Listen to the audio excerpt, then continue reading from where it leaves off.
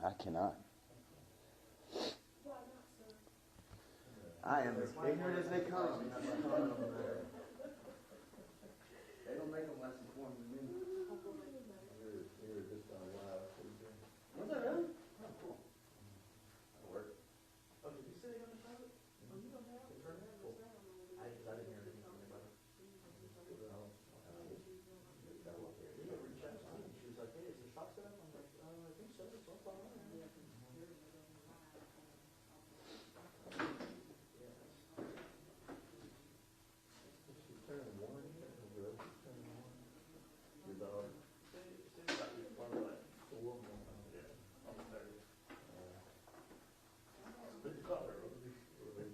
So her birthday's August 30th?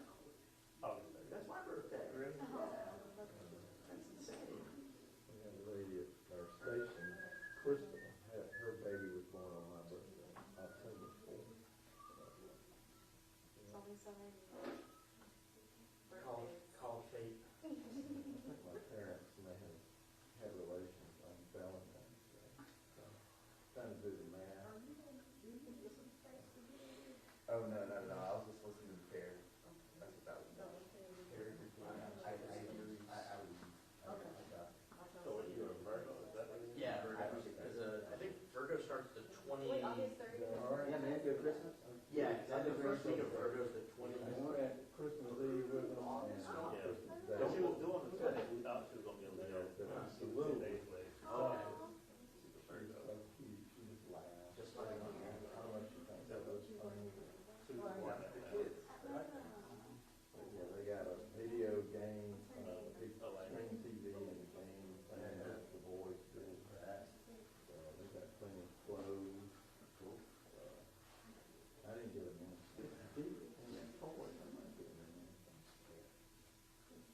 They opened the present. Next. Sugar High wears off in 30 seconds. I love that camera where it says it's found. Just the notion that you could lose that.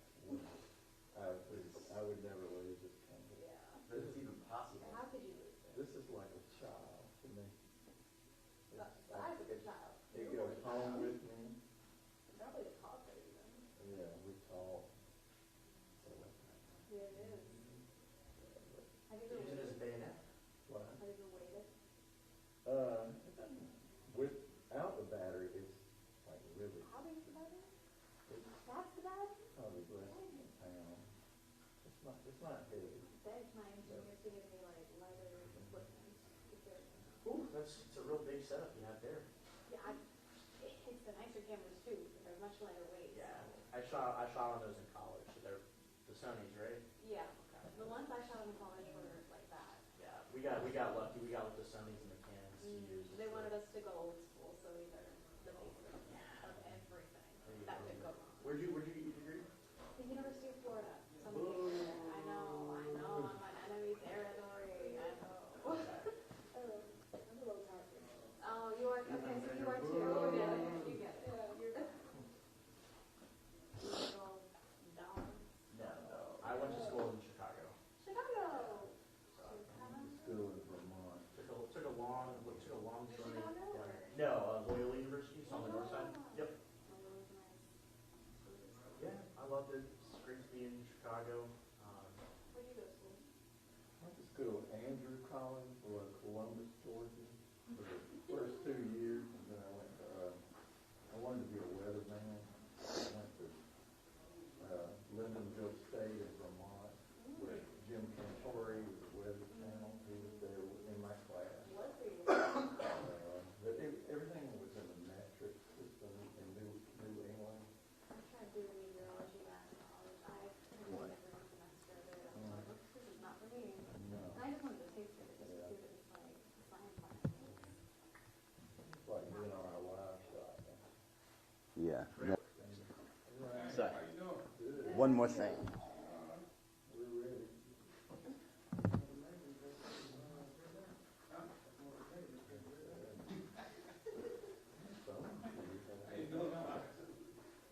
He's like everybody else. We all have work. You only have one because it's the station. Meanwhile, I got the work and I got. I did my personal one in my car. Because if I have Teams on this one, this thing's a I do not get keys on my personal phone. That is not gonna happen. Well, I mean, because this phone, I don't want. I have it on, it's on this, you know. This phone, I'm not even gonna like, because I can't put anything on here, because I can't just sign into your Apple ID. I'm like, I'm not doing that. Oh, I did that. I was like, I'm like, I'm not putting that on here. oh, whatever. I'm not blaming you. It's more so like I just don't want like my personal things leading into my work stuff. Yeah, totally fair. I'm on this one a little bit more anyways. I just see for work calls. This is oh. This one, I don't even know you guys. This is like a, I don't know, probably like SE maybe. It's got an old camera, so. This is apparently a 13. That's my old phone. Yeah. Straight to my hand. My current phone is a 14 Pro Max. Hey, Sheriff. Hey, how y'all doing? Good. How are you, sir? All right, y'all.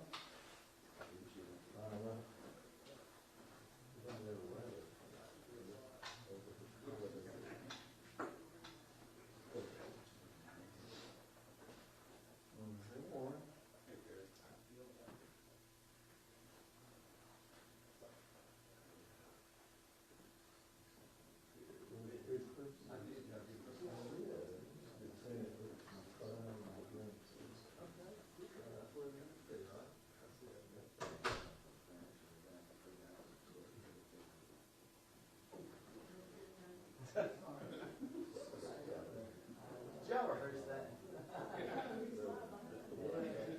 Slide behind me to get back up on.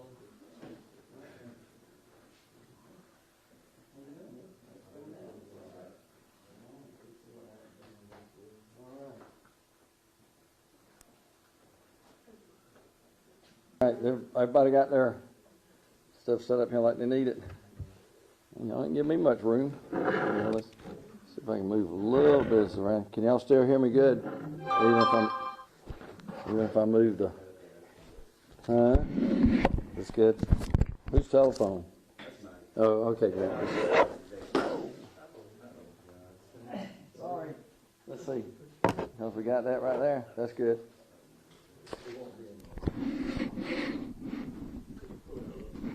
I'll pull it a little bit closer. All right, how about that? Is that good? All right.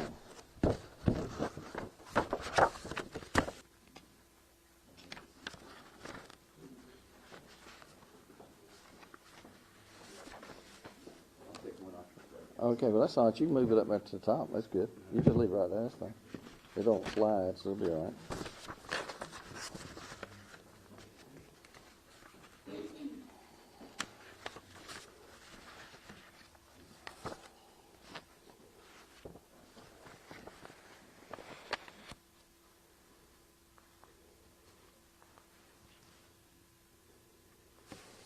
All right, everybody ready?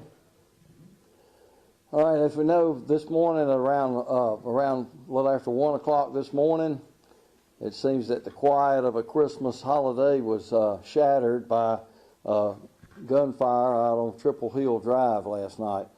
What we had 7 total people shot. There were 6 victims. There was 6 victims who were severely injured who sought medical treatment, and there was 1 individual who was killed in the gunfire last night. This location is a place where people gather to drink. That's sort of what happened in this particular situation. These individuals were gathered there at the end of the Christmas Day holiday, and an argument broke out amongst some of the people that were at the residence, and one of the individuals took a gun out and started just seemingly indiscriminately shooting into the residence, and that's where all of the victims were injured and taken for treatment. And then the one person, Mr. Guyton, that was killed. This location has been a place that has been on our radar screen, and there's a couple of other places on Triple Hill that we have been watching. This particular place was the location of another homicide a case last night. There were arrests made in that one. In fact, the sheriff's office took measures to sort of close the house down, and it was shut down for quite a period of time until it seems that it has started back here recently in the last few days or few weeks, and which led to this incident last night. We are aware of some people that we're wanting to talk to in connection to this case. Certainly, if anyone has any information, Chairman of Macon Regional Crime Stoppers is here, so if anybody has any information, they can certainly make that call. And in a homicide case, it's a $2,000 reward for any information that may lead to the arrest of the person responsible in a case like this. So that's pretty much what we have. We're following leads. We also got a shot spotter case last night. We got shot spotter notifications, plus obviously when you have a incident as severe as this one, there are going to be people that are going to call in and let us know what's happening. So we got calls in that regard also. So the shot spotters able to sort of help us pinpoint exactly where the shots took place at the location, as well as the types of shots that they were. And so that gives us some even more evidence to use whenever a suspect is identified and arrested in this case. So at this point, that's sort of right to the point of what has happened last night. Certainly be here to answer any questions or anything like that. Anybody have any? You said it was shut down for some time after you guys had that homicide happen earlier this year. How long did you guys have it shut down for? From our indication, it had been down for several months. But in these cases, they sort of move them from one place to the other. We had this address at 1085. There was another one right there close that had gotten set up. We had been making some enforcement actions there. And so it's kind of like playing, whack-a-mole. We'll catch them one place and then they'll move to another. We're doing some background work to find out exactly who owns this property. So as there may be some charges in that regard for keeping a disorderly house or allowing a dive to operate. So that'll be part of the ongoing investigation as to what we do about this particular property or some other properties nearby. There was another house on Triple Hill 1158, was another house that had been used as a illegal alcohol house for a period of time. So this has been on our radar screen for a while. Our SRT units had been out there and made some arrests earlier this year and into the end of last year. So this is a place that is not unknown to us. You said several months. Can you give us a number? I'd say we should close it down from about February of this year through the summertime. And then I think they had gone over to 1158 and set up there for a little bit. We kind of chased them down from there, and then I think this one had opened back up just recently. So are these squatters in these houses, or are these people who do this with the blessing of the landlord? Or are they paying rent? Well, in many cases, if you talk to the landlord, they'll tell you they don't know what's going on at their house. One of these houses we're looking at, the landlord doesn't even live in Macon, so they will say that someone that they are acquainted to or distantly related to sort of keeps up with the house, and they're not really sure about what particular incidents happen in that. So we're sort of piecing all that together. We're getting information as to who's the owner of the houses and kind of following up with them. But they are ultimately responsible. The owner is ultimately responsible for what happens at their house. And sometimes we're not sure that these quote owners, who may be legally owners, aren't like straw people for the people who put up these illegal houses. But what it is a place where people go, and there's alcohol there. There's sometimes sales of alcohol,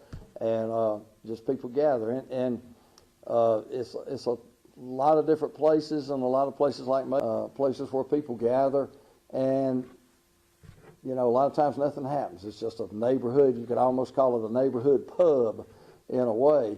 But when you have people that mix alcohol, guns, and then some type of arguments, that's when it can be dangerous, and in this case, deadly.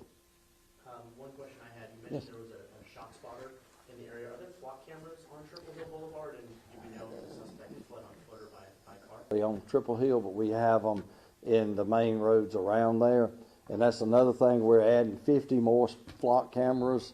They're being deployed right now, so very soon we'll have nearly 200 flock cameras all across the community. But so we're really bolstering up our flock coverage as well as some of the other cameras, and that's one of the things we're doing now. We're checking, there's some churches close by there, there's some other residents, and we're checking to see if any of those places had any camera footage of this. But right now we have sort of a description of a vehicle, a dark vehicle. That's kind of what we have. We have a sort of a blurry picture that we're looking at, but nothing that we can really definitively identify right now. Once we do, certainly we'll push that out for people to be looking at. And if there's any way we can look through the flock system and we can go back and look at vehicles that have been around where the flock cameras are now to see what passed by there. And we're certainly going to be doing that as the investigation unfolds. And we do that in all of our cases, And knowing that there have been things going on Triple Hill Boulevard, are you guys intending on putting a SWAT camera on that street in the future? Well, we look at that, have something very close. They can't get anywhere else off of Triple Hill without going on some of those streets too. In some of these cases, some other types of cameras that we're deploying may be useful out there, but there are other people and other entities out on Triple Hill that have cameras already, and that we're able to get some of that. And certainly people that have cameras, both businesses and personal, they can contact the sheriff's office, and we can add them to our list of camera locations that we can go in and get their footage whenever we have an incident happen. You say there was a number of suspects you guys are focusing on right now. Can you tell us how many? Well, we have one person we'd like to talk to, but there may be others that we have a lot of witnesses, and potentially most of the witnesses that we have are undergoing medical treatment right now. The investigators have talked to them, first pass, but then also with this being a house where they're selling alcohol, a lot of people have been partaking of the alcohol, and so there was some intoxication there. So when these folks sober up and we can get a little bit clearer statements from them, we'll be getting that. But anybody else in the neighborhood that may have heard something or saw something, even something that you think is certainly something that you think is immaterial or insignificant, give us a call. Call Crime Stoppers, call the sheriff's office, so we can piece it together and work it as we can. But our investigators do a good job. I'm sure that I feel very confident that we will have a break in this one before too long. Just to clarify, so you guys can't name that person of interest just yet. You guys want to clarify with the people who are currently in the... That's right. Yeah. You also mentioned that you guys have kind of responded to this area in different parts of the neighborhood. I'm curious, how frequently has BSO received and responded to calls in that specific South Macon neighborhood? Let's see. I may have to. I think one of y'all got. What? Tell me how many. It's not that. There we go. Thank you. All right. It's good to have good folks. Now, this particular location here at 1085 Triple Hill, we'd only had 1, 2, 3, 4 calls to that location. One of them was earlier this year, whenever a person was shot there before there was arrest made in that. Back in June, we had a loud noise complaint. And then here in last night was the person shot, and then we had one shot spotter call back in early January. So from January till now, just that few. And as I said, it was kind of put out of operation there for several parts of the year, for the major part of the year after that first incident in January. So BSO is aware of the violence that goes on in that specific part of town. People have even you guys, like you said, you guys have multiple calls about the area, you guys are keeping an eye on it. People I spoke to told me that they're concerned about patrols. They want patrols out there. Is there any way to get them out there, looking out in the area to ensure that nothing like this happens ever again? Well, we have patrols out there. It's obvious that we've been out there. We had a case in November of last year where a number of people were arrested on Triple Hill, both at this address and some other addresses out there. So the deputies are monitoring that. They are patrolling it. A lot of times we have people in unmarked cars. Some of our SRT are mostly in marked cars, but sometimes they're not.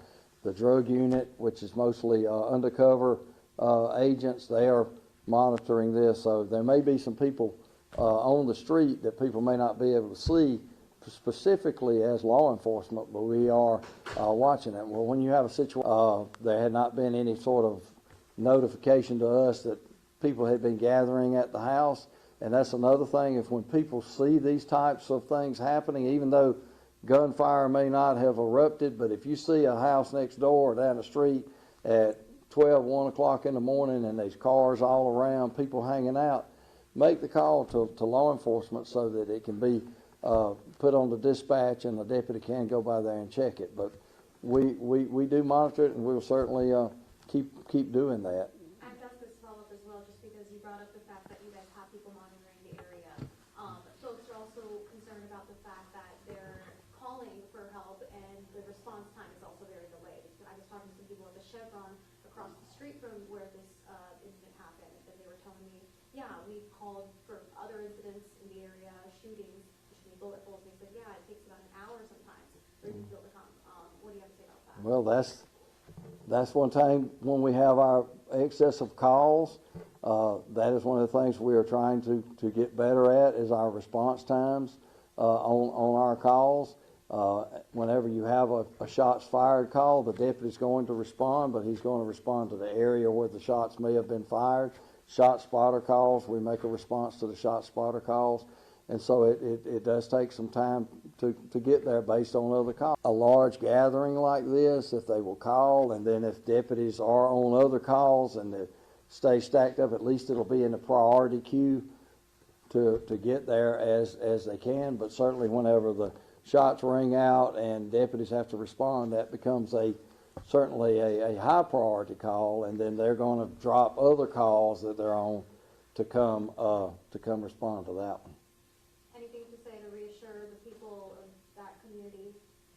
Just know that we'll be watching, know that we will do everything that we can to solve this one, and I feel comfortable that our investigators and patrol units will get a break in this case and to make the call. Don't quibble about it, and I understand that it might take some time, but make that call. We need those calls to continue to show that there's activity in a particular place and to get our deputies there. They will eventually check the area or follow up on the call.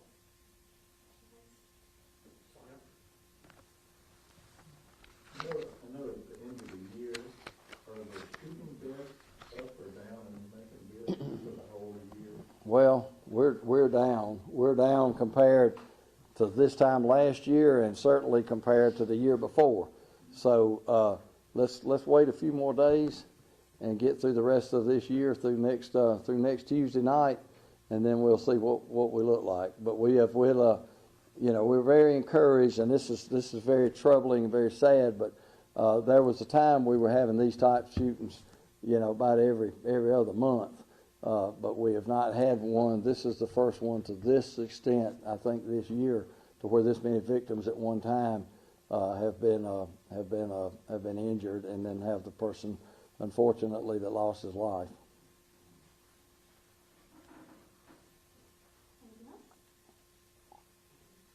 All right. All right. Thank y'all.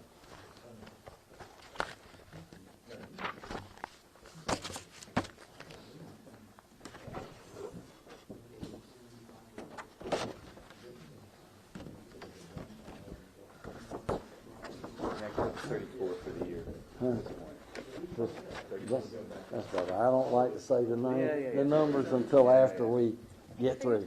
Catching, all right. Thank you, Yeah. Sheriff.